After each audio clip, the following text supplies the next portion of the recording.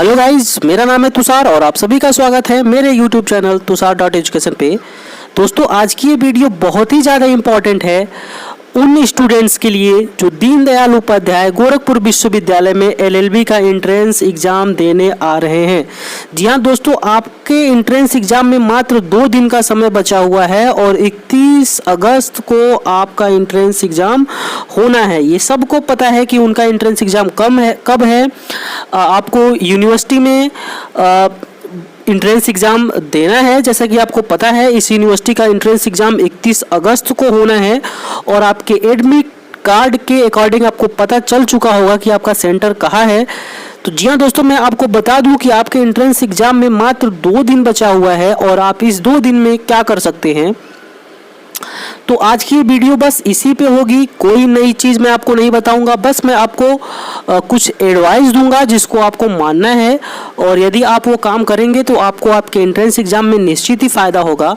मैं आपसे एक रिक्वेस्ट करना चाहूँगा कि आप ये वीडियो अंत तक ज़रूर देखिएगा, क्योंकि ये वीडियो आपके लिए बहुत ही ज़्यादा इम्पॉर्टेंट होने वाला है। तो इस वीडियो को अंत तक ज़रूर देखिएगा। और एक बार फिर मैं आपसे कहना चाहूँगा कि यदि आप मेरे इस चैनल पे पहली बार विजिट कर रहे हैं तो इस चैनल को ज़रूर सब्सक्राइब कर दीजिएगा, क्योंकि जिन्होंने सब्सक्राइब कर रखा है उनको पता है कि मैं पिछले 1.5-2 महीने से लगातार इस कोर्स के एंट्रेंस एग्ज़ाम से रिलेटेड वीडियोज़ बना रहा हूँ और यहाँ पर मैंने बहुत सारी हेल्पफुल वीडियोज़ अपलोड कर रखी है। तो यदि आप नए हैं तो इस चैनल को जरूर सब्सक्राइब कर लीजिएगा, क्योंकि आपका एंट्रेंस एग्ज़ाम होगा, रिजल्ट आएगा, फिर काउंसलिंग होगी। तो ये सारी जो भी प्रक्रियाएं हैं, किसी भी तरह का कोई भी क्वेरी आपके दिमाग में होगा तो आप मुझे कमेंट करके पूछ सकते हैं। मैं निश्चित ही आपको आंसर दूंगा और जहां तक हो सकेगा मैं आपको मदद करूंगा हर तरह के प्रॉब्लम में, जो भी आपको काउंसलिंग के दौरान हो सकता है या फिर अन्य तरीके का कोई भी प्रॉब्लम जो इस कोर्स से के एंट्रेंस एग्जाम से रिलेटेड है। इसको दोस्तों हम इस वीडियो की बात करें तो आप ध्यान से देखिए। मैंने इस वीडियो में लिख रखा है कि इन बचे हुए 2 दिनों में आपको सिर्फ यही करना चाहिए। जी हाँ दोस्तों, सिर्फ आपको एक काम है जो करना चाहिए इन बचे हुए 2 दिनों में। मैं ये नहीं कह सकता कि आपने कितनी पढ़ाई की पिछले 2 महीने में, चूँकि मैं अपने चैनल से लगातार वीडियोज़ अपलोड करता रहा हूँ और ख़ास करके लीगल एप्टीट्यूड के सेक्शन से मैंने कई सारी वीडियोज़ अपलोड कर रखी हैं। मैं आशा करता हूं कि आपने वो वीडियो देख रखी हैं। तो मैं ये मान के चलता हूं कि आप वो वीडियो देखे हैं, आपने उन वीडियोज़ को देख रखा है। तो मैं ये मान के चलता हूं और मैं अपनी बात को आगे बढ़ाता हूं। देखिए दोस्तों, आपको पता है कि आपके एंट्रेंस एग्ज़ाम में मात्र 2 दिन का समय है। आपने बहुत पढ़ाई कर ली, पिछले 2 महीने 2.5 महीने से आप लगातार पढ़ाई कर रहे हैं। चूँकि मैंने इसका सिलेबस और स्ट्रेटजी ऑलरेडी बहुत पहले ही अपलोड कर दिया था मेरे चैनल पे, तो आई होप आपने वो वीडियो देखी होगी और उसके अनुसार आप पढ़ाई कर रहे होंगे। सिलेबस आपको पता था, आपको एरियाज़ पता थे कि कहाँ से कितने क्वेश्चन पूछे जा रहे हैं, कट ऑफ आपको पता था, क्योंकि इनसे रिलेटेड सारी वीडियोज़ मेरे चैनल पे आपको मिल जाएंगी और देखा भी होगा आप लोगों ने। तो चलिए हम बात कर लेंगे कि आपको करना क्या है इन 2 दिनों में। तो देखिए दोस्तों, मैं आपको बताऊं कि आपने अभी तक पढ़ाई कर ली। जैसा कि मैंने बोला कि आप 2-2.5 महीने से लगातार पढ़ ही रहे हैं इसके सिलेबस के अकॉर्डिंग। तो इन बचे हुए 2 दिनों में आपको क्या करना है, तो बड़े ही ध्यान से सुनिएगा। आपको इन बचे हुए 2 दिनों में सिर्फ और सिर्फ रिवाइज करना है, सिर्फ और सिर्फ रिवीजन करना है। जितना भी आप लोगों ने पढ़ रखा है, चाहे जिस भी सोर्सेस से अपने टॉपिक को आपने कवर किया है, उस सोर्स से बार बार रिवीजन आपको करना है, लास्ट टाइम चल रहा है। और यदि आप रिवीजन नहीं करेंगे तो अभी तक आपने जो कुछ भी पढ़ रखा है वो आपके काम नहीं आएगा एग्ज़ाम में, अगर आप रिवीजन नहीं करेंगे। क्योंकि एग्ज़ाम हॉल में ऐसा माहौल होता है कि आप आते हुए क्वेश्चन गलत करके आ जाएंगे और बाद में आपको अफसोस होगा। तो इस चीज़ को आप ना करें। इसके लिए एक ही तरीका है कि आपने जो टॉपिक पढ़ा है उसको रिवाइज करके जाएं। आगे इस वीडियो में मैं आपको बात करूंगा कि किस किस टॉपिक पे आपको अच्छी तरीके से ध्यान देने की ज़रूरत है, जहां से क्वेश्चन आने ही आने हैं। तो ऐसे भी टॉपिक पे मैं डिस्कस करूंगा, तो वीडियो में आगे बने रहिए। और अभी तक आपने मेरा चैनल सब्सक्राइब नहीं किया है तो सब्सक्राइब कर लीजिए और इस वीडियो को लाइक ज़रूर कर दीजिएगा यदि आपको पसंद आ रहा है तो चलिए दोस्तों, मैं आपको बता दूं कि कौन कौन से टॉपिक आपके लिए इम्पॉर्टेंट हैं जिसको आपको पहले रिवाइज करना चाहिए। ठीक है, देखिए आपको आपके सिलेबस के अकॉर्डिंग पता है कि जनरल हिंदी और इंग्लिश से के क्वेश्चन जो है आपसे 20 क्वेश्चन पूछे जाएंगे, 10-10 क्वेश्चन प्रत्येक सब्जेक्ट से आएंगे, चाहे वो जनरल हिंदी हो या फिर इंग्लिश हो। उसके बाद जो दूसरा टॉपिक था वो था आपका जनरल स्टडीज़ का, जहां से आपसे 30 क्वेश्चन पूछे जाएंगे। तो जनरल स्टडीज़ का था जहां से आपसे 30 क्वेश्चन पूछे जाने थे आपके सिलेबस के अकॉर्डिंग।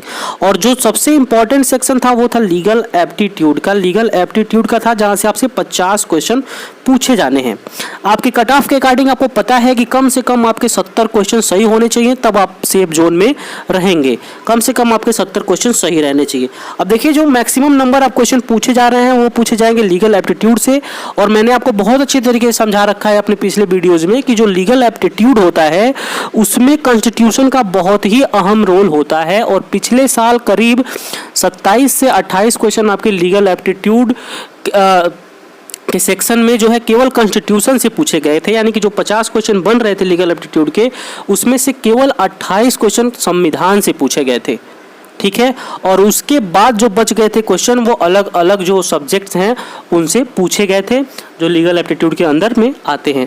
तो देखिए मैंने संविधान के लिए कोई वीडियो नहीं बनाई है अपने चैनल पे, लेकिन मैंने लीगल एप्टीट्यूड आपको पढ़ा रखा है, इंपॉर्टेंट क्वेश्चंस बता रखे हैं, बहुत सारी वीडियोज़ मैंने अपलोड कर रखी हैं। तो अभी से क्या, अगर आपने नहीं पढ़ाई की लीगल एप्टीट्यूड की तो 10-10, 15-15 मिनट का वीडियो है, आप टाइम निकाल के उन सारे वीडियोज़ को कवर कर लीजिए।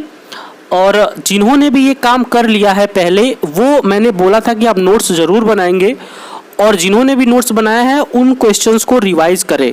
और मैंने आपको एक चीज़ सजेस्ट किया था कि आप कहाँ से सब्जेक्ट्स को कवर करेंगे, तो मैंने लूसेंट की बुक सजेस्ट की थी, वहाँ पे कॉन्स्टिट्यूशन 10 से 15 पेज के अंदर ख़त्म है पूरा। तो आप जितनी बार रिवाइज कर सकते हैं कोशिश करिए कि आप उसको रिवाइज करें। संविधान में मैं बता दूँ कि कौन कौन सा टॉपिक आपके लिए इम्पोर्टेंट हो सकता है। तो देखिए मैं आपको बता दूँ कि जो उसका हिस्ट्री है, हिस्ट्री आपको पढ़ना चाहिए। फंडामेंटल राइट्स हैं, यहाँ से तो क्वेश्चन आपके बनने हैं, जो आपके मूल अधिकार हैं यहाँ से क्वेश्चन आपका आना ही आना है। तो फंडामेंटल राइट्स के जितने भी आर्टिकल हैं, किस आर्टिकल में किस बात की चर्चा की गई है, ये बिल्कुल आपकी जुबान पे रहना चाहिए। और जो इम्पोर्टेंट टॉपिक है संविधान के अंदर, वहाँ से आप राष्ट्रपति, प्रेसिडेंट ऑफ इंडिया, इसके बारे में भी आपको पूरी जानकारी होनी चाहिए। राष्ट्रपति से संबंधित जितने भी आर्टिकल हैं वो सब आपको पता होना चाहिए।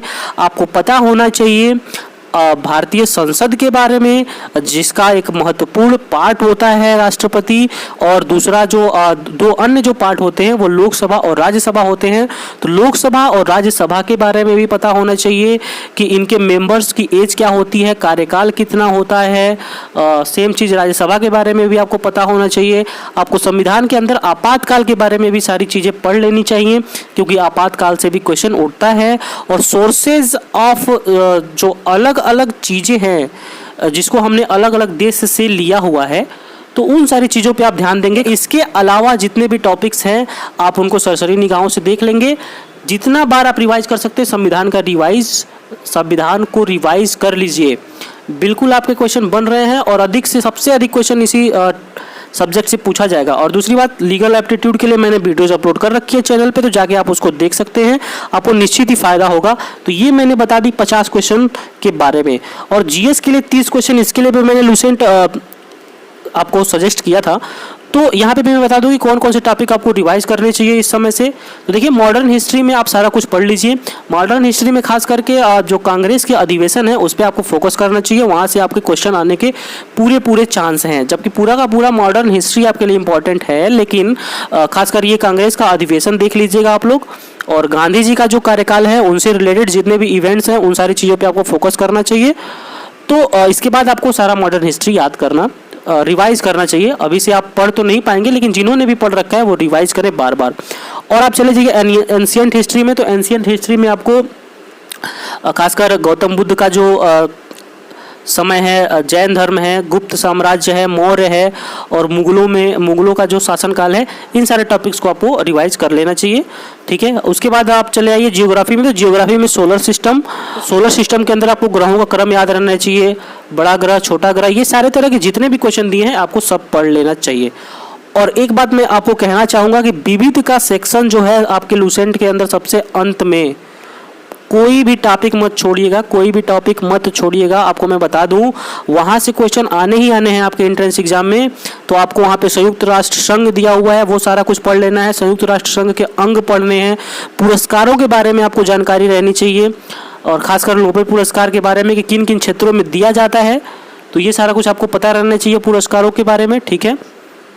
और जितने भी टॉपिक वहाँ पे हैं वो सब कुछ आपको रिवाइज करना चाहिए। करंट अफेयर्स के लिए मैंने आपको स्पीडी सजेस्ट किया था। मैं नहीं जानता कि आपने कहाँ से करंट अफेयर्स पढ़ा है, लेकिन जिस भी सोर्स से आपने करंट अफेयर्स पढ़ा आपको रिवाइज करना चाहिए, वहाँ से भी क्वेश्चन आना ही आना है।